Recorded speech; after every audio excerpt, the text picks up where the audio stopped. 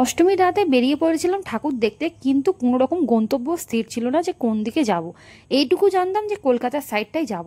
এইদিকে আকাশে ঘন মেঘে ঢেকে এসেছে, দেখতেই পাচ্ছ কেমন বিদ্যুৎ চমকাচ্ছে।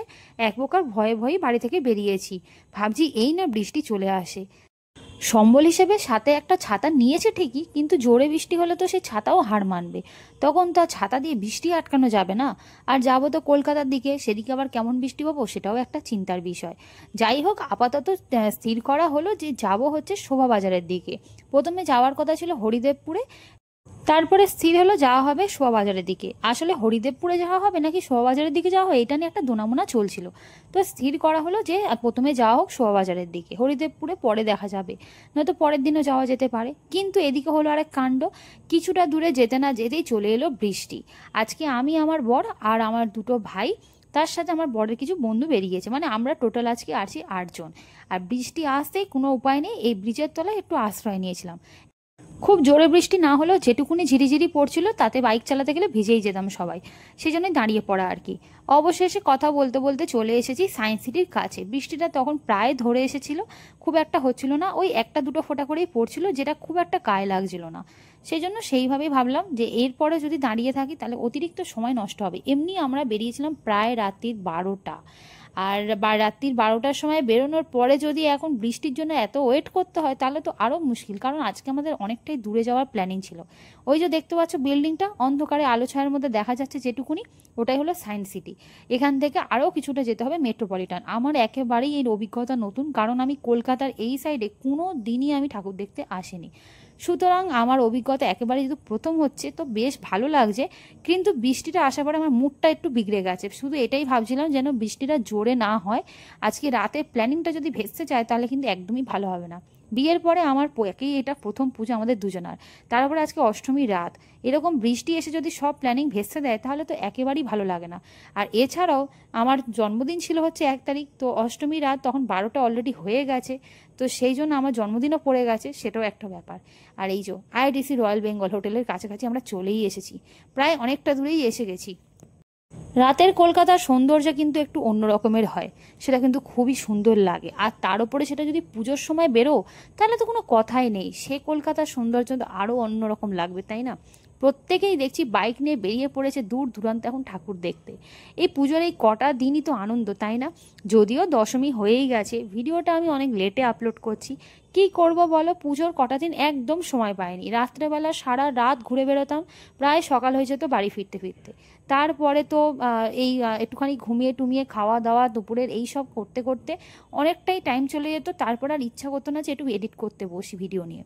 তো এই হচ্ছে ব্যাপার, এই জন্যই লেট করে আপলোড করছি। কিন্তু যেখানে যেখানে ঘুরেছি সেটা একবার তোমাদের সাথে শেয়ার করি। তোমরাও কারা কারা এই সব জায়গাগুলো ঘুরেছো, ঠাকুর দেখেছো, অবশ্যই কমেন্ট করে বলো। আর যদি কেউ না গিয়ে থাকো তাহলে আমার এই ব্লগটা যে তোমরা দেখছো অবশ্যই চাইবে নেক্সট বারে যেতে, তাহলে কিন্তু অবশ্যই ঘুরে আসবে। তো চলে এসেছি কথা বলতে বলতে। যেটুকুনি শুনেছি মেট্রোপলিটন এখানে একটা মন্দিরে পুজো হয়, কোনো রকম প্যান্ডেল নয়। আর এই সামনেটা সুন্দর করে সাজানো হয়, বেশ কিছু দোকানপাট বসে মেলার মতো করে। কিছুটা দেখলাম যেটা মনে হলো ওই আমাদের মিলন মেলা টেলা তখন হয়, দেখেছি অনেক রকমের দোকান বসে শাড়ি গয়নাগাটি নিয়ে। এখানেও সেরকমই কিছুটা দেখলাম, শাড়ি গয়নাগাটি বিভিন্ন রকমের এরকম দোকান বসেছে, বেশ ভালো লাগছিল কিন্তু। আর এইখানটা দেখো সুন্দর করে কি সুন্দর সাজিয়ে রেখেছে, প্রত্যেকে এসে কিন্তু খুব ছবি তুলছে। আর এই হলো সেই মন্দিরটা। আর এটা হচ্ছে যেটা দেখছি এটা কিন্তু মা দুর্গা নয়, মানে মেন মেন যে ঠাকুরের পুজো এটা নয়, এটা যা সেলফি তোলার জন্য করা হয়েছে। আসল দুর্গা ঠাকুর হচ্ছে এই ভেতরেই রয়েছে, এই মন্দিরের ভেতরে। আমরা যাব মন্দিরের ভিতরে, তার আগে একটুখানি দাঁড়িয়ে সবাই একটু ছবি তুলছিলাম আর কি। এই যে দেখছো গেটে লেখা আছে মেট্রোপলিটন দুর্গাবাড়ি। এটাই হচ্ছে এইখানেই দুর্গাপুজো হয় প্রতি বছর। আমার বর নাকি আসে, তো আমি একদম প্রথম এলাম। আমাদের সাথে যে দাদা ছিলেন একজন সঞ্জু দাও, আমার বরের বন্ধু, তো উনি বললেন যে এখানে যাওয়া হবে। আমার বর তো এক কথায় রাজি, সবাই রাজি হয়ে গেল, কারণ এটা অতিরিক্ত সুন্দর। আর সত্যি মন্দিরটা এত সুন্দর বলার মতো না। ভেতরে আসতে না আসতে দেখলাম রাধা কৃষ্ণ, যেটা আমার মামি যার পরম ভক্ত রাধা কৃষ্ণের, আর তার সাথে তো জগন্নাথ প্রভু তো রয়েইছে।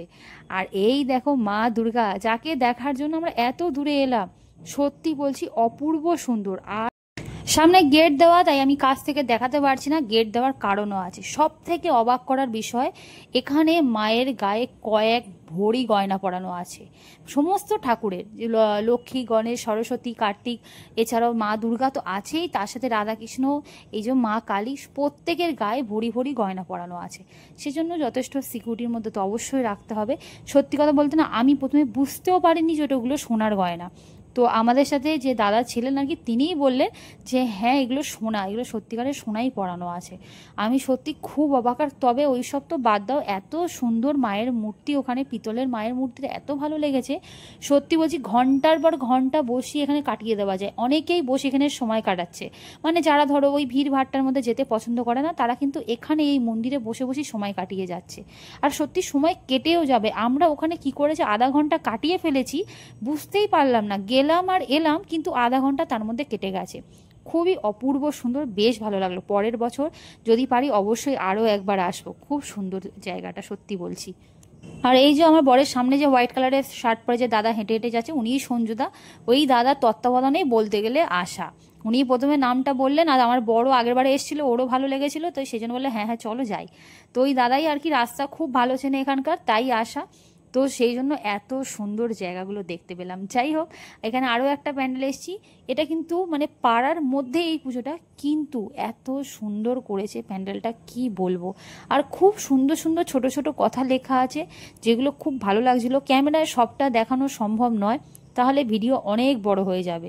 এই যেমন লেখা আছে, বাবা কলকাতা যাচ্ছি, বাড়ি আসতে লেট হবে, বা চল ফুচকা খেয়ে আসি, চল একটু আজকে প্যান্ডেল হপিং করে আসি, এরকম টুকিটাকি কিছু কথা বেশ লেখা আছে। আর এত সুন্দরভাবে মণ্ডপটা সাজানো, কি বলবো। এখন যদি আমাকে কেউ জিজ্ঞেস করো এগুলো কোন জায়গা, কোথায়, কি, আমি না কিছুই বলতে পারবো না। কারণ সত্যি কথা বলছি, এর যে যেখানকার পুজো, সেখানকার জায়গার নাম বা কোনো ক্লাবের নাম আমি কিছুই জানি না। আমাকে শুধু নিয়ে এসছে, আমি চলে এসেছি। মোট কথা ওই শোভাবাজারের দিকে যেতে যেতেই আর কি এই ঠাকুরগুলো আমরা দেখেছিলাম, এইটুকুনি জানি। তবে এই সব প্যান্ডেলগুলোর নাম আমি সত্যি বলতে পারবো না। এছাড়াও আর এরপরেও অনেকগুলো প্যান্ডেল দেখেছি, তোমাদেরকে দেখাচ্ছি। এই যেমন এইটা হচ্ছে সবজি বাজার নিয়ে করা। তবে সত্যিকারের একজন মানে সবজি বা বাজার একটা ছিল, এখানে ছিল কি কী ছিল আমি জানি না, কারণ বেশ কিছু ছবি টবি দেখলাম। মানে সত্যিকারের যে সবজি বাজার টাজারগুলো ছিল আগেকার দিনে আর কি, সেই জিনিসটাকেই এখানে তুলে ধরা হয়েছে। আর অপূর্ব সুন্দর, খুব সুন্দর একটা গান চলছিল পরিবেশের সাথে সামঞ্জস্য রেখে। আমি দিতে পারলাম না, কপিরাইটের জন্যই দিতে পারলাম না। দিলে আরও বেশি ভালো লাগতো, কারণ এত অপূর্ব লাগছিল। যেমন সুন্দর প্যান্ডেলের কাজ, তেমন সুন্দর ওই মিউজিকটা, সব কিছু মিলিয়ে না খুব ভালো লাগছিল। আমি পুরো 10টা মিনিট আমি দাঁড়িয়েই ছিলাম এখান থেকে, মানে আমি একটু সরিনি। এই দেখো, এটা হচ্ছে ওই প্রজেক্টারে চলছে, যে আগেকার দিনে যে বাজার ঘাট আর কি হতো, সেগুলোই চলছে। মানে পুরোনো দিনের ওই হাট বাজার নিয়েই এক প্রকার এগুলো করা। তো যাই হোক, চলো এবারে বেরোবো। আর এখানে প্রতিমাও খুব সুন্দর, সেটা নিয়ে তো কিছু বলার নেই। বেশ ভালো, ছোটোখাটোর উপরে বেশ সুন্দর করেছে। আর এটা হচ্ছে আরও একটা জায়গায় এসছি। এই প্যান্ডেলটারও নাম ধাম আমি কিছুই বলতে পারবো না তোমাদেরকে, কারণ আমি বলেইছি এই জায়গাগুলোর নাম আমি সত্যিই জানি না। যাই হোক, এই প্যান্ডেলটার বিষয়বস্তু ছিল হচ্ছে সহজ পাঠের বিষয়বস্তু। আর এই যে লেখা আছে দেখো, আন্তর্জাতিক মাতৃভাষা দিবস। কিন্তু মেন আমরা যে ছোটোবেলায় যে সহজ পাঠ পড়েছি, মানে বাংলা ভাষা নিয়ে আর এই সহজ পাঠ বইটই নিয়ে এগুলো করা। পুরোপুরি সমস্ত জায়গায় বাংলায় সুন্দর সুন্দর কবিতা লেখা, বাংলার বিভিন্ন কথাবার্তা লেখা, খুব সুন্দর খুব সুন্দর। চলো ভিতরে যাই, গিয়ে মায়ের প্রদর্শন তোমাদেরকে করাবো। সব থেকে অবাক কি হচ্ছে ব্যাপারটা জানো, কারণ দেখছি প্যান্ডেলগুলো যে আহামরি ভীষণ বড় জায়গার উপরে করেছে, কিন্তু তা নয়, ছোটোখাটো জায়গার উপরে একটা ছোট গলির ভিতরে এরকম প্যান্ডেলগুলো করা হয়েছে। আর এত সুন্দর করে করা হয়েছে বলার মতো নয়, মানে সত্যি অসাধারণ অসাধারণ, আমার ভীষণ ভালো লাগলো। আর এখানকার মায়ের প্রতিমাটা তো খুবই সুন্দর।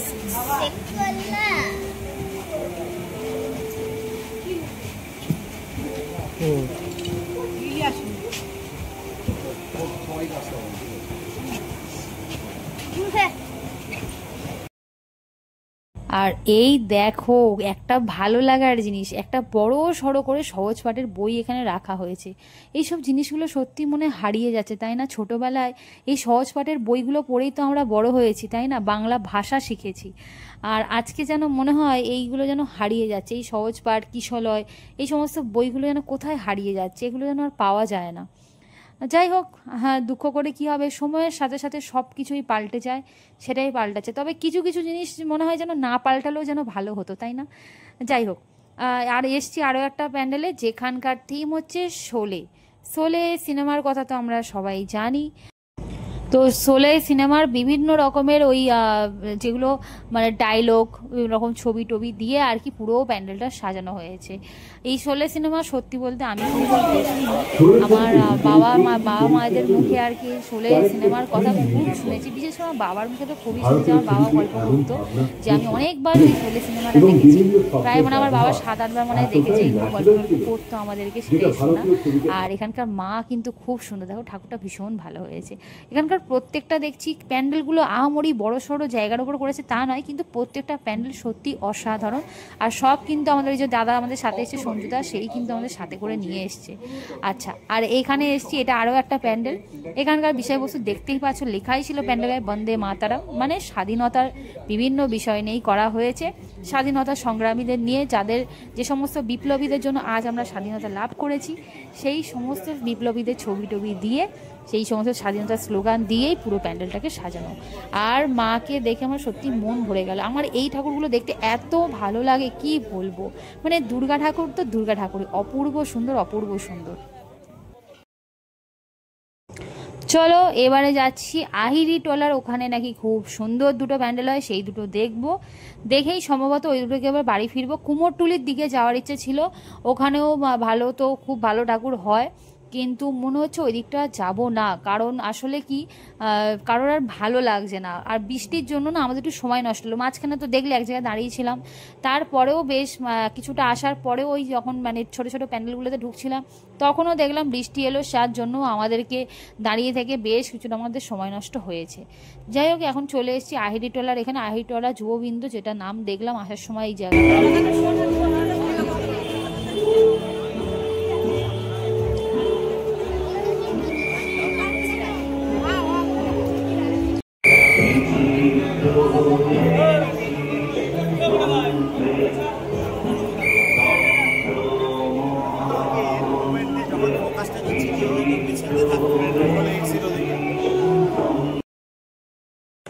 বেশ ভালো লাগলো প্যান্ডেলটা। আর যেটা শুনলাম নাকি প্রচুর ভিড় হচ্ছিল এখানে। আমরা তো এত সহজে চলে এলাম, এত সহজে আসার কথা নয়, মানে লোক প্রচুর আছে, কিন্তু আমাদের তো লাইনে দাঁড়াতে হয়নি, কিন্তু শুনছিলাম ভিড় এখানে নাকি প্রচুর হচ্ছিল। আজকেও কতটা কি হয়েছে সন্ধ্যা থেকে যে জানি না, আমরা তো এসেছি অনেকটা রাতে, এলাম ভোর হয়ে যাচ্ছে প্রায় এখন। তবে প্রায় সপ্তমী ষষ্ঠী সপ্তমী ভালোই ভিড় হয়েছিল, কিন্তু আজকে যখন আমরা এসেছি ভিআইপি পাস পর্যন্ত লাগছে না। ভিআইপি পাস দেখালে ওরা বলে দিচ্ছে ভিআইপি পাস তোমরা ফেলে দাও, ভিআইপি পাস লাগবে না, এমনি ফাঁকা, এমনিই দেখে চলে এসো। আর এই দেখো লুচি আলুর দমের অ্যাডভার্টাইজ, না মানে তেলের অ্যাডভার্টাইজ, আসলে লুচি আলুর দমটা রেখেছিল আর কি ওখানে ডেমো হিসেবে। যাই হোক, চলো এখানে এসেছি আর একটা প্যান্ডেলে, এটা দেখে আজকে বাড়ি ফিরবো এবারে। আর সবারই আর ভালো লাগছে না। তো যাই হোক, যেহেতু বৃষ্টিটা মনে হয় মাঝখানে হয়েছিল, সেই জন্যই মনে হয় আরও বেশি ফাঁকা ফাঁকা হয়ে গেছে, কারণ সবাই ভেবেছে হয়তো বৃষ্টিটা টানা চলবে। কিন্তু পুজোর মধ্যে ওয়েদারটা খুব ভালো গেল, কারণ যেরমভাবে বৃষ্টি হওয়ার কথা ছিল সেরম বৃষ্টি কিন্তু হয়নি। প্যান্ডেলটা অসাধারণ হয়েছে, চলো ভিতরে গিয়ে ভালো করে তোমাদেরকে দেখাবো।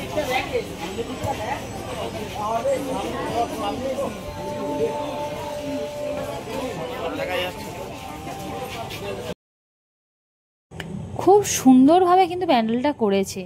আর দেখলাম খুব ইউনিক স্টাইলের আর কি ঠাকুরটাও করেছে, দেখলাম বেশ ভালো লাগলো। চলো এবারে বেরিয়ে পড়ি। প্রায় এখন ঘড়িতে বাজে 4:10 মতো বেজে গেছে। হ্যাঁ, মানে এবারে ফিরতে হবে বাড়িতে।